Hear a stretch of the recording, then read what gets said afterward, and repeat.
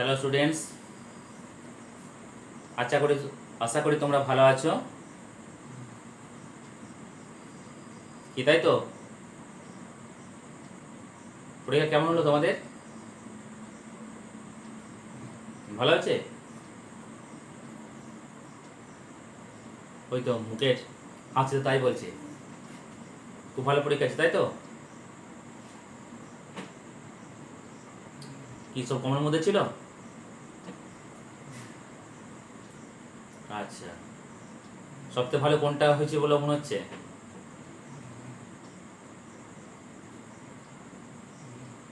ঠিক করতে পারছো না? সব ভালো হয়েছে? এই তো, এটাই তো কথা। সব পরীক্ষাই ভালো হয়েছে, তাই না? তাই তো আজকে 1 তারিখে আমরা জুলাই মাসে আবার একত্রিত হলাম। পরীক্ষা তো তোমাদের যা শেষ হয়েছে, তাই তো? পরীক্ষা রেস মাথায় কেটে গেছে। ঠিক আছে, আবার তো তোমাদের একটা সিলেবাস সম্ভবত দেওয়া হয়েছে, প্রত্যেকটা সাবজেক্টে পেয়ে গেছো সারপ্রাইজ টেস্টের। তাহলে সেই প্রাচীন দিনের একটা প্রবাদ বাক্য আছে, সেটা হচ্ছে সুলুকে ভুলুক মরে। যেহেতু তোমাদের স্টুডেন্ট লাইফ, তাই তোমাদের লেখাপড়ার সঙ্গে জড়িত থাকতে হবে, এটাই পালনীয় তোমাদের কাছে কর্তব্য, তাই তো? তাহলে তোমাদের প্রত্যেকটা সাবজেক্টের যে সিলেবাস দেওয়া আছে এবং এর পরবর্তী যে পরীক্ষা সারপ্রাইজ টেস্ট তোমাদের সামনে আছে, তাহলে সেটার প্রিপারেশন তোমরা আস্তে আস্তে শুরু করবে। ওকে, আশা করি তোমরা সেটাই করবে এবং সেটাই আমাদের মত। আমরা অবশ্যই জানি তোমরা সেটা তোমাদের পালনীয় কর্তব্যের মধ্যে রাখো এবং তোমরা ডেফিনেট সেটাকে অবশ্যই করবে, তাই তো? না, তাহলে শুরু করি আমাদের প্রিয় সাবজেক্ট ভূগোল। দেখো, অধ্যায়ের নাম ভারতের জলবায়ু। ভারতের জলবায়ু, ইন্ডিয়ান ক্লাইমেট। এই যে ভারতের জলবায়ু অধ্যায়টার মধ্যে কেন ভারতের নামটা আমাদের জোর দিয়ে বলতে হচ্ছে? কারণ আমরা তো আঞ্চলিক ভূগোলের মধ্যে আছি। এই আঞ্চলিক ভূগোলের যেটা সিলেবাসে আছে সেটা হচ্ছে, যা কিছু আলোচনা করব ভারতের ভূপ্রকৃতি, ভারতের জলবায়ু, ভারতের নদ নদী, ভারতের মৃত্তিকা, ভারতের স্বাভাবিক উদ্ভিদ। স্টপ। স্বাভাবিক উদ্ভিদ পর্যন্ত ভারতের শেষ আছে। তাই আমরা ভারতের জলবায়ুর পর ভারতের মৃত্তিকা, স্বাভাবিক উদ্ভিদটাকে শেষ করে আমরা বায়ুমণ্ডলের দিকে যাব। ওকে, কারণ এটা একটা রেসের মধ্যে আছে, তো তোমাদের মাথার মধ্যে যেহেতু আছে, সেই জন্য এইটাই ইন্ডিয়ান পার্টটাকে আমরা শেষ করি, বিশেষ করে ভারতের মৃত্তিকার পরে স্বাভাবিক উদ্ভিদ পর্যন্ত। ওকে, তাহলে আমাদের জলবায়ু আলোচনা করতে গেলে প্রথমে আবহাওয়া শব্দটার মানে একটু আমাদের মনে করিয়ে দিতে হয়। কারণ দেখো, আবহাওয়া শব্দটাকে আমরা যদি ভাঙি আব প্লাস হাওয়া, এখানে হাওয়া বলে একটা শব্দ শেষে আমরা পাচ্ছি, অর্থাৎ বায়ুমণ্ডলীয় বিভিন্ন অবস্থা। এক কথায় কোনো অঞ্চলের বায়ুর চাপ, বায়ুর তাপ, বায়ুর আর্দ্রতা, এগুলোকে একসঙ্গে বলি আমরা আবহাওয়া। এই আবহাওয়ার সঙ্গে সম্পর্কিত ভাষা হচ্ছে জলবায়ু। তাহলে জলবায়ু বা ক্লাইমেট শব্দটা এটা আবহাওয়া বিজ্ঞানের সঙ্গে সম্পর্কিত। তাহলে সংজ্ঞাটা কিরকম ভাবে আমরা বলতে পারবো না, কোনো বৃহৎ অঞ্চলের বা কোনো অঞ্চলের 30 থেকে 35 বছরের আবহাওয়ার যে গড় অবস্থা তাকে আমরা এক কথায় বলবো জলবায়ু। বুঝে গেছে? তাহলে আবহাওয়া কাকে বলে, জলবায়ু কাকে বলে? আবহাওয়া হচ্ছে দৈনিক পরিবর্তন হয়, কিন্তু জলবায়ু দৈনিক পরিবর্তন হয় না। কেন সময়টা কত পেলাম? 30 থেকে 35 বছরের আবহাওয়ার গড় অবস্থাকে আমরা জলবায়ু বলি। এক্ষেত্রে আমাদের যেটা মনে রাখা প্রয়োজন যে এই যে আবহাওয়া জলবায়ু এটা হচ্ছে বায়ুমণ্ডলীয় একটা ফিনোমেনা। এখানে কিছু শব্দ যদি আমরা প্রথমে একটু জেনে রাখি তাহলে একটু সুবিধা হয়। যেমন এই অধ্যায়ে আমি কিছুক্ষণ পরে লিস্ট অফ প্রশ্ন আমরা করে দেব, সেটা হচ্ছে যে ভারতের জলবায়ুটা কেমন প্রকৃতির। অনেক সময় একটা এমসিকিউ প্রশ্নের মধ্যে থাকে। তাহলে প্রথমেই ভারতের জলবায়ুটা হচ্ছে উষ্ণ, আর্দ্র, ক্রান্তীয় মৌসুমী প্রকৃতির। উষ্ণ মিন্স গরম, আর্দ্র মিন্স বাতাসে জলীয় বাষ্পের পরিমাণ, ক্রান্তীয় মৌসুমী প্রকৃতির। তাহলে মৌসুমী শব্দটার অর্থ হচ্ছে ঋতু। তাহলে ঋতু পরিবর্তনের সঙ্গে সঙ্গে সম্পর্কিত যে জলবায়ু তাকে আমরা বলবো মৌসুমী জলবায়ু। ঋতু পরিবর্তন এটা মৌসুমী জলবায়ু অঞ্চলের মেন বিষয়। তাহলে এই যে ঋতু পরিবর্তন এর ক্ষেত্রে দেখি আমরা যে যেমন আমরা যদি বাংলা মাস হিসেবেই ধরি, দেখব বৈশাখ মাস, জ্যৈষ্ঠ মাস, এই দুটোকে আমরা গ্রীষ্মকাল বলে ধরি। আষাঢ়, শ্রাবণ, ভাদ্র, আশ্বিন এগুলোকে বিশেষ করে গ্রীষ্মকালের পরে বর্ষাকাল, তারপরে শরৎকাল, তারপরে শীতকাল, হেমন্তকাল, বসন্তকাল। তাহলে এই যে ঋতুগুলো আমরা বললাম, এই ঋতুগুলো একটা নির্দিষ্ট বৈশিষ্ট্য আছে। কারণ যেই ঋতুটাকে আমরা বলছি গ্রীষ্মকাল, প্রচন্ড পরিমাণে গরমের একটা দাবদাহের মধ্যে কাল ঘাম ছুটিয়ে দেয় গরমকাল। যে গরম কাকে বলে আমরা সেটা প্রতিটা পরতে পরতে তার মানে বুঝতে পেরে যাই, তাই না? এবার তারপরে প্রচন্ড গরমের দাবদাহের মধ্যে শান্তির বাণী নিয়ে আসে, সুখের বাণী নিয়ে আসে বর্ষাকাল। যদিও বা এই বর্ষার মধ্যে বিষাদের চিহ্নও থাকে, কারণ ঘরের মধ্যে আবদ্ধ হয়ে থাকা, প্যাচপেচে রাস্তাঘাট, কাদার মধ্যে দিয়ে হেঁটে চলা, জিনিসপত্রের দাম বিশেষ করে সবজির দাম অত্যাধিক হারে বেড়ে যাওয়া, কোনো সময় গরম আবার কোনো সময় বৃষ্টি, এদের মধ্যে লুকোচুরি খেলা চলে। তারপরে একটা প্রচ্ছন্ন শান্তির বার্তা নিয়ে আসে শরৎকাল, যেটা কাশফুলগুলো রাস্তার দুপাশে জলাশয়ের চারিপাশে ফুলে ওঠে।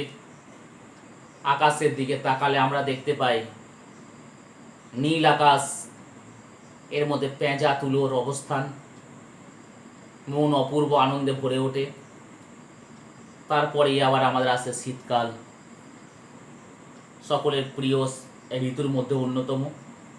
তারপর শরৎকাল, হেমন্তকাল, তো শেষের দিকে আমরা চলে আসছি। তাহলে পশ্চিমবঙ্গের আমাদের জলবায়ু বললাম কেমন প্রকৃতির? উষ্ণ, আর্দ্র, ক্রান্তীয় মৌসুমী প্রকৃতির। এখানে ভারতবর্ষের মধ্যে সবথেকে যেটা শুষ্কতম স্থান রাজস্থানের জয়সলমীর থর মরুভূমি আছে। ভারতের মধ্যে সর্বাধিক যেটা বৃষ্টিপাত যুক্ত স্থান মৌসিনরাম চেরাপুঞ্জি। ভারতের উত্তর পশ্চিম দিকটা যেখানে আমাদের পড়ে যায় পাঞ্জাব, হরিয়ানা, রাজস্থান, এদিকে বিকেলের দিকে এক প্রকার ধূলিঝড় হয়, যে ঝড়টাকে আমরা বলি আঁধি। আবার এই ভারতবর্ষের মধ্যে বৃষ্টির ছায় অঞ্চল আছে, অর্থাৎ বৃষ্টির ছায় অঞ্চল, একদিকে প্রচুর পরিমাণে বৃষ্টিপাত হবে, অন্যদিকে যখন সেই বায়ুটা পৌঁছাবে সেখানে বৃষ্টিপাতটা হবে না। তাহলে বৃষ্টির ছায় অঞ্চলের অপর নাম বৃষ্টিপাত রহিত অঞ্চল, বর্ষণ বঞ্চিত অঞ্চল, যেখানে বৃষ্টিপাত প্রায় হয় না বললেই চলে। যেমন শিলং, মেঘালয় শিলং, আর পাবো পশ্চিমঘাট পর্বতের পূর্ব ঢাল।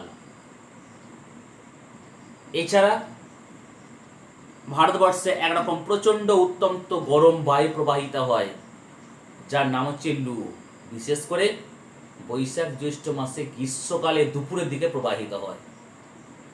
তাহলে এটা ইন্ট্রোডাক্টরি পার্ট হিসেবে তোমাদের একটু স্মরণ করিয়ে দিলাম। এবার আমরা এখান থেকে যে প্রশ্নমান 5-এর যে প্রশ্নগুলো থাকে সেগুলো একটু লিস্ট অফ কোশ্চেনটা করে দিই, লিখে নাও খাতার মধ্যে।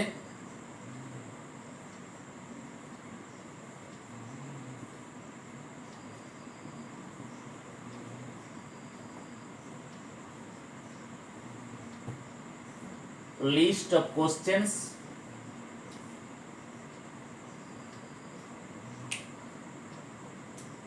প্রশ্নমান হচ্ছে 5।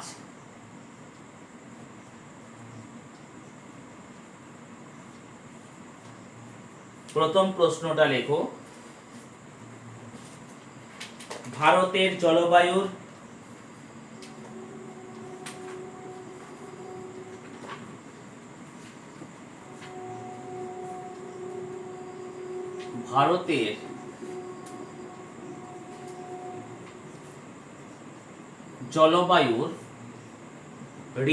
জলবায়ুর বৈচিত্র্যের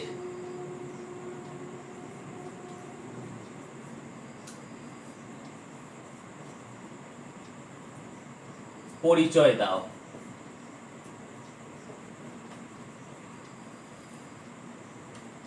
প্রথম প্রশ্নটা ভারতের জলবায়ুর বৈচিত্র্যের পরিচয় দাও।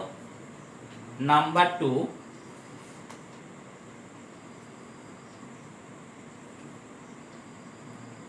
ভারতের জলবায়ুর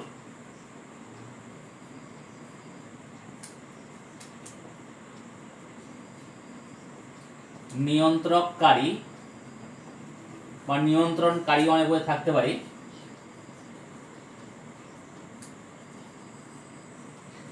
উপাদান গুলির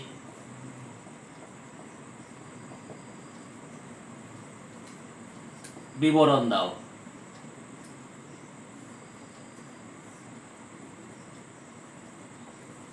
হয়েছে?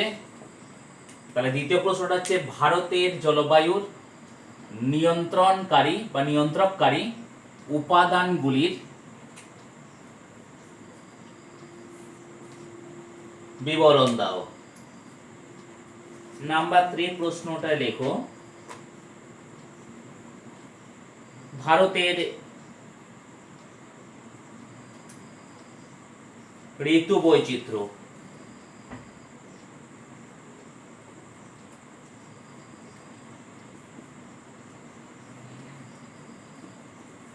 ভারতের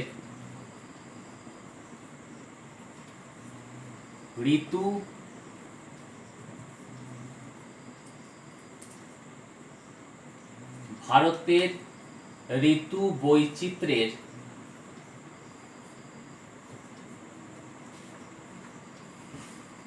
বর্ণনা দাও। তারপরে প্রশ্নটা করো, ভারতের জলবায়ুতে মৌসুমী বায়ুর প্রভাব লেখো।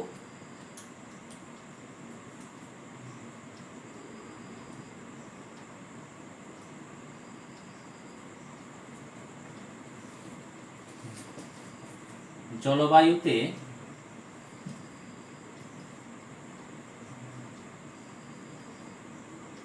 মৌসুমী বায়ুর প্রভাব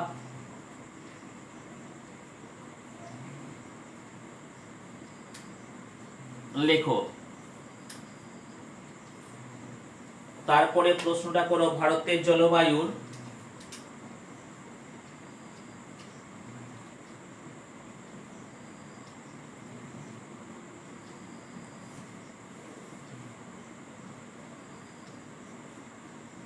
বৈশিষ্ট্য গুলি লিখো। ভারতের জলবায়ুর বৈশিষ্ট্যগুলি লিখো।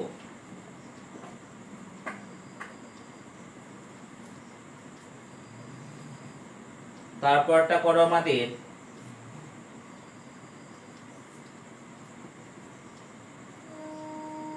ভারতে দক্ষিণ পশ্চিম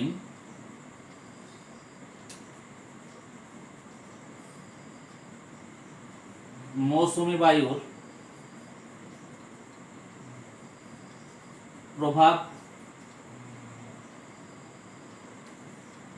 লেখো।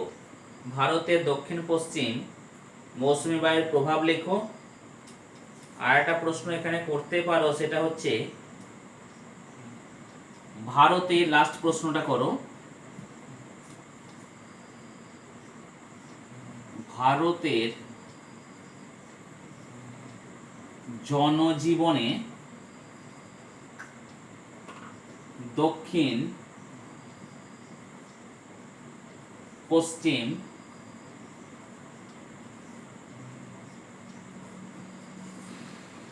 মৌসুমী বায়ুর প্রভাব। যদিও বা দেখো এই যে প্রশ্নগুলো আমরা লিখলাম, প্রশ্নমান 5 হলেও কোনো কোনো প্রশ্ন আছে যেগুলো প্রশ্নমান 3-এও মাঝে মাঝে আমাদের দিয়ে দেয়। যেমন দেখো, সবথেকে এখানে ইম্পর্টেন্ট প্রশ্নগুলো আগে বলে দিই। এই প্রশ্ন লিস্টটা প্রশ্ন করলে প্রশ্নমান 5-এর যেগুলো মোস্ট ইম্পর্টেন্টের মধ্যে থাকে, সেটা হচ্ছে নাম্বার 2 এরটা, নাম্বার 3টা, নাম্বার 4। এই কটা হচ্ছে মেনলি ভেরি ভেরি ইম্পর্টেন্ট। ভারতের জলবায়ুর নিয়ন্ত্রককারী উপাদানগুলির বিবরণ দাও। ভারতের ঋতু বৈচিত্র্য সম্পর্কে বর্ণনা দাও। আর ভারতের জনজীবনে মৌসুমী বায়ুর প্রভাব লেখো। এই কটা হচ্ছে প্রশ্নমান 5-এর গুরুত্বপূর্ণ প্রশ্ন। এটা প্রশ্নমান 5, এটাও প্রশ্নমান 5, এটাও কিন্তু প্রশ্নমান 5। তবে এই প্রশ্নটা, প্রথম প্রশ্নটা, এটা অনেক সময় 4 অথবা 3-এর মধ্যে দেয়, প্রথম প্রশ্নটা। আর এটা হচ্ছে 3-এর মধ্যে। ভারতের জলবায়ুর যেটা বৈশিষ্ট্য, দক্ষিণ পশ্চিম মৌসুমী বায়ুর বৈশিষ্ট্য 3 নম্বর, আর এটাও দেয় 3 নম্বর। তাহলে এই অধ্যায় থেকে আমরা এই লিস্ট অফ প্রশ্ন, ইম্পর্টেন্ট প্রশ্ন, সেটা হচ্ছে বড় প্রশ্ন আকারে এই কটা একটু আমরা করে নেব। তাহলে প্রশ্নগুলো লিখে না, এবার আলোচনা শুরু করব। যে দেখো, প্রথম প্রশ্নটা যদি আমরা দেখি, যে ভারতের জলবায়ুর বৈচিত্র্যের পরিচয় দাও। এখানে দেখো, যদি প্রশ্নটা, প্রথম প্রশ্নটা থেকে আমরা শুরু করি, তাহলে সেখানে দেখো আমরা যেটা পাবো, যে ভারতবর্ষের আমাদের ম্যাপটা যদি প্রথমে অঙ্কন করে নিই, তাহলে অঙ্কন করলে যেটা আমাদের চোখের সামনে উদ্ভাসিত হবে, যে ভারত তো একটা বৃহত্তম উপমহাদেশ, তাই এই সুবিশাল ভূখণ্ডের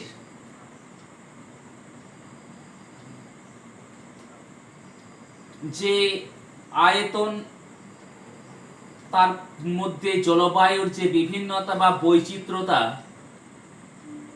এটা থাকাটাই স্বাভাবিক। কারণ এই যে বৈচিত্র্যতা বা বিভিন্নতা যদি আমরা দেখি, তাহলে এই সুবিশাল অঞ্চলের দেখো উত্তর দিকটা আছে মনে করছে ভারতের, যেটা উত্তরের পার্বত্য অঞ্চল, তারপরে সমভূমি অঞ্চল, এখানে ভূপ্রকৃতির মধ্যে পড়েছিল দেখো মরু অঞ্চল, মাঝটা উপদ্বীপীয় মালভূমি অঞ্চল, আর এখানে দিকটা তো আমাদের উপকূলের সমভূমি অঞ্চল তো আছেই। তাই সেক্ষেত্রে এই উপদ্বীপীয় অবস্থানের মধ্যে উত্তরে হিমালয় পর্বত,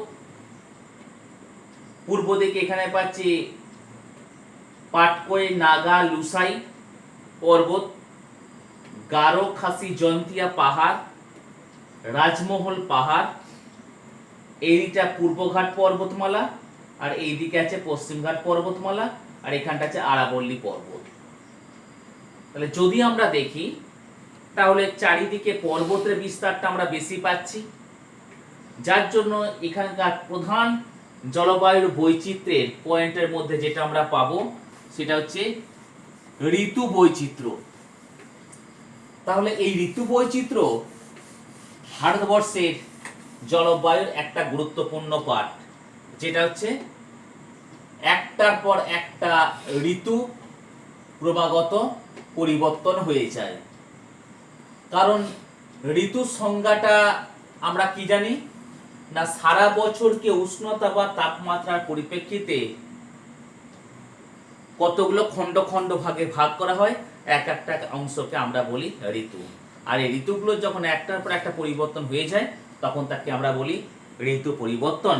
তাহলে ভারতের জলবায়ুর বৈচিত্র্যের অন্যতম কারণ ঋতু বৈচিত্র্য। ওকে, নাম্বার 2 যদি পয়েন্ট আমরা দেখি, তাহলে হচ্ছে উষ্ণতার তারতম্য। উষ্ণতার তারতম্য, কারণ দেখো এই সুবিশাল ভারতবর্ষের এইদিকে পার্বত্য অঞ্চল রয়েছে উত্তর দিকটায়, দক্ষিণে আমাদের মালভূমি অঞ্চল অবস্থান করছে। তাই সেক্ষেত্রে দেখা যায় যে গ্রীষ্মকালে ভারতের তাপমাত্রা কোনো কোনো সময় 45 থেকে 48 ডিগ্রি সেন্টিগ্রেড পর্যন্ত হয়ে যায়। আবার এখানে বৃষ্টিপাত কোনো কোনো সময় যদি আমরা দেখি, সেই বৃষ্টিপাতের পরিমাণটা বিশেষ করে বর্ষাকালে 100 সেন্টিমিটার, কোনো জায়গায় 50 সেন্টিমিটার পর্যন্ত হয়ে থাকে। তাহলে গ্রীষ্মকালে এখানে টেম্পারেচার যদি ওরকম পাচ্ছি, সেরকমভাবে আবার উপকূল অঞ্চলের যে তাপমাত্রা সেখানেও 25 থেকে 30 ডিগ্রি সেন্টিগ্রেডের মতো আমরা উষ্ণতা পাই। আবার পার্বত্য অঞ্চলের কাছে গেলে 10 থেকে আমরা 15 ডিগ্রি সেন্টিগ্রেড উষ্ণতা পাচ্ছি। তাহলে স্বাভাবিকভাবে এই ভারতবর্ষের মানচিত্রের সব দিকে উষ্ণতার পরিমাণটা সমান নয়। তাহলে উষ্ণতার তারতম্য ভারতবর্ষের জলবায়ুর বৈচিত্র্যের হচ্ছে একটা অন্যতম কারণ। তারপরে যদি পয়েন্টটা আমরা দেখি, বৃষ্টিপাতের তারতম্য। বৃষ্টিপাতের তারতম্য অর্থাৎ এই ভারতবর্ষের মানচিত্রে সব দিকে বৃষ্টিপাতের পরিমাণ সমান হয় না, কোথাও বেশি, কোথাও কম, কোথাও আবার কম বলতে একদম অত্যাধিক পরিমাণে কম। তাহলে ভারতবর্ষের মানচিত্রের এইখানটা করে দেখবে আছে মৌসিনরাম চেরাপুঞ্জি, এখানে বৃষ্টিপাতের পরিমাণ খুব বেশি, মেঘালয় রাজ্যের অন্তর্গত। এটা ভারতবর্ষের মানচিত্রের পূর্ব দিক। আবার এই ভারতবর্ষ যদি পশ্চিম দিকে আমরা চলে যাই, এখানে রাজস্থানের থর মরুভূমি আছে, এখানেও বৃষ্টিপাতের পরিমাণ খুবই কম। এখনই আমরা বললাম রাজস্থানের জয়সলমের জায়গাটার নাম আমরা করলাম। তাই উত্তর দিকের তুলনায় দক্ষিণ দিকে আমাদের বৃষ্টিপাতের পরিমাণ বেশি, আর উত্তর দিকে বৃষ্টিপাতের পরিমাণ কম, কারণ সেখানে শীতল আবহাওয়া বিরাজমান রয়েছে বলে। তাই ভারতবর্ষের মানচিত্রে বৃষ্টিপাতের যে তারতম্য সেটাও ভারতবর্ষের জলবায়ুর আমাদের বৈচিত্র্যের একটা অন্যতম কারণ। নাম্বার 4 পয়েন্টটা যদি আমরা দেখি, বায়ু প্রবাহ।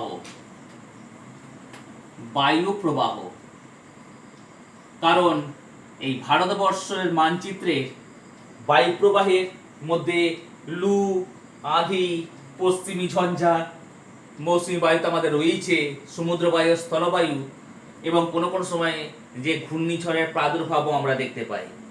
তাই সামগ্রিকভাবে যদি আমরা দেখি যে ভারতে বিভিন্ন রকমের কিন্তু বায়ু প্রবাহ লক্ষ্য করা যায়। যেমন সমুদ্র বায়ু, স্থলবায়ুর একটা বৃহৎ সংস্করণের নাম হচ্ছে মৌসুমী বায়ু, সেটা আমরা এখানে দেখতে পাই। তাছাড়া লু, আদির কথা তো আমরা, স্থানীয় বায়ুর কথা তো আমরা বলেইছি। কালবৈশাখী, সাইক্লোন, ঘূর্ণবাত প্রভৃতিতে এখানে আমাদের এর তো অবশ্যই অবস্থান লক্ষ্য করা যায়।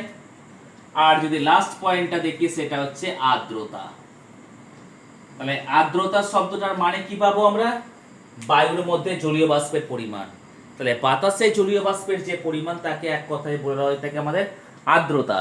তাহলে এই আর্দ্রতা ভারতবর্ষের মানচিত্রে আমাদের সব জায়গায় সমানভাবে কিন্তু থাকে না, এবং সব ঋতুতেও আমাদের থাকে না।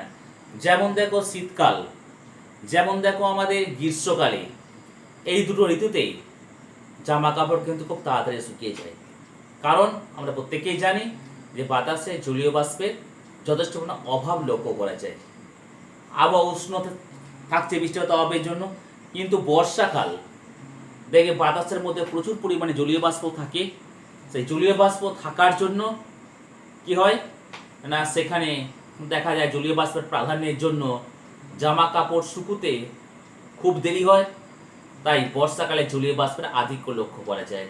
তাই ঋতু বিশেষে ভারতবর্ষের এই জলবায়ুতে যে জলবায়ুর অর্থাৎ যে বাতাসে জলীয় বাষ্পের যে পরিমাণ, সেই জলীয় বাষ্পের পরিমাণ আপ অ্যান্ড ডাউন অর্থাৎ ফ্ল্যাকচুয়েট করতে থাকে। তাহলে ভারতের জলবায়ুর যে বৈচিত্র্যের মধ্যে এটা যে প্রশ্নমান 3 অথবা 4-এর মধ্যে দেয়, তাহলে প্রথম পয়েন্টটা হচ্ছে ঋতু বৈচিত্র্য। একটার পর একটা ঋতু, গ্রীষ্মকাল, বর্ষাকাল, শরৎকাল, শীতকাল, হেমন্তকাল, বসন্তকাল, এই ঋতু বৈচিত্র্য। অপর একটা কারণ উষ্ণতার তারতম্য। ঋতু যদি পরিবর্তন হতে হতে চলে যায়, তাহলে তো আমাদের উষ্ণতার তারতম্য তো আমাদের হবেই, তাই না? যেমন গ্রীষ্মকালে কি বললাম, উষ্ণতা 45 থেকে 48 ডিগ্রি সেন্টিগ্রেডের কাছাকাছি কোনো কোনো সময় পৌঁছে যাচ্ছে। আবার শীতকালে তাপমাত্রা 8 থেকে 10 বা 10 থেকে 15 ডিগ্রি সেন্টিগ্রেডের মধ্যে অবস্থান করে। তাই এটা তো একটা এই পয়েন্টের মধ্যে আমরা লিখতেই পারি। বৃষ্টিপাতের তারতম্য, গোটা ভারতবর্ষে সব জায়গায় বৃষ্টিপাতের পরিমাণ তো সমান নয়। কোথাও বৃষ্টিপাতের পরিমাণ বেশি। কি জায়গার নাম বললাম ভারতবর্ষের মানচিত্রে? এই পূর্ব দিকে হচ্ছে মৌসিনরাম, চেরাপুঞ্জি, খুব বৃষ্টিপাত হচ্ছে, যা মেঘালয় রাজ্যে অবস্থিত। আবার এই ভারতবর্ষে যেটা পশ্চিম দিকে আমরা যাই, রাজস্থানের যে জয়সলমের প্রভৃতি জায়গাতে বৃষ্টিপাতের পরিমাণ আবার কমেও যাচ্ছে। একদিকে অতিরিক্ত বৃষ্টিপাত, একদিকে বৃষ্টিপাতের পরিমাণটা কম। তাহলে এটাও আমরা এই তারতম্যের মধ্যে আমরা রাখতে পারি। বায়ুপ্রবাহ, অর্থাৎ ভারতবর্ষের মানচিত্রের বায়ুপ্রবাহের বিভিন্ন রকম প্রবাহ লক্ষ্য করতে পারি আমরা। যেমন এখানে ভারতবর্ষকে এক কথায় কোন জলবায়ু দেশ বললাম? উষ্ণ, আর্দ্র, ক্রান্তীয়, মৌসুমী প্রকৃতির। তাহলে এখানে মেন প্রভাব মৌসুমী বায়ু তো আমাদের রয়েছে। এখানে মৌসুমী বায়ু হচ্ছে সমুদ্র বায়ু আর স্থলবায়ুর একটা বৃহৎ সংস্করণ। তাছাড়া লু, আঁধি, আশ্বিনের ঝড় এগুলো আমাদের রয়েছে। সাইক্লোন তো লক্ষ্য করা যাচ্ছে, আঁধি, এগুলো হচ্ছে বায়ুপ্রবাহ অর্থাৎ স্থানীয় বায়ুপ্রবাহের মধ্যে। তারপর আর্দ্রতা, ভারতবর্ষের মানচিত্রে সব জায়গায় আর্দ্রতার পরিমাণ সমান। এটা হচ্ছে 9, কারণ ঋতু বিশেষে এটা কম বেশি তো হয়েই থাকে। শীতকালে, গ্রীষ্মকালের কথা আমরা বললাম, জলীয়বাষ্পের পরিমাণটা কম থাকে, কিন্তু বর্ষাকাল জলীয়বাষ্পের পরিমাণ বেশি থাকার জন্য আমাদের পোশাক পরিচ্ছদ শুকোতে দেরি হয়, তাই না? তাহলে ভারতবর্ষের আজকে জলবায়ুর যে বৈচিত্র্য, এই পরিচয়টা আজকে দিয়ে রাখলাম। পরের দিন আবার তোমাদের সঙ্গে দেখা হবে পরবর্তী ক্লাসের মধ্যে। ভালো থাকো, সুস্থ থাকো, পরিবারকেও সুস্থ রাখো। অবশ্যই মাস্ক পরিধান করো এবং সামাজিক দূরত্বকে তোমরা বজায় রাখো। আশা করি তোমাদের ক্লাসটা ভালো লেগেছে এবং লিস্ট অফ প্রশ্ন যেটা আমরা প্রত্যেক ক্লাস শুরুর আগে আমরা করে দিই, লিস্ট অফ প্রশ্নগুলো প্রথমেই করে দিয়ে তারপর আমরা প্রসঙ্গে আলোচনা করেছি। ঠিক আছে, এই পর্যন্ত রাখলাম। That's all.